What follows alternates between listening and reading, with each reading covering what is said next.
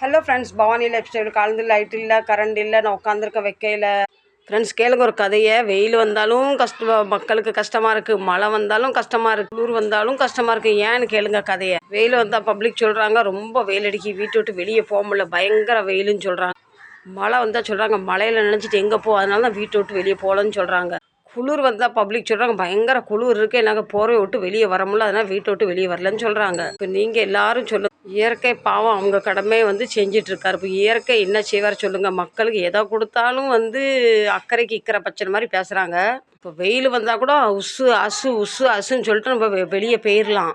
குளிர் வந்தால் கூட ஒரு சொட்டரை போட்டு ஒரு கம்பளியை மூடிட்டு போயிடலாம். ஆனால் மழை வந்ததுன்னா தான் ரொம்ப கஷ்டம். வெயிலில் எவ்வளோ தூரம் போயிட்டு யார் வீட்டை பார்த்து ஒரு சொம்பு தண்ணி வாங்கி குடிச்சு போய்கிட்டே இருக்கலாம். மழை அப்படி கிடையாது. நீங்கள் என்ன சொல்கிறீங்க? மழையும் வேணும். மழை பெஞ்சாதான் நம்ம குடிக்க தண்ணி கிடைக்கும். என்னோட ஒப்பீனியன் இதுதான். நீங்கள் என்ன சொல்கிறீங்க?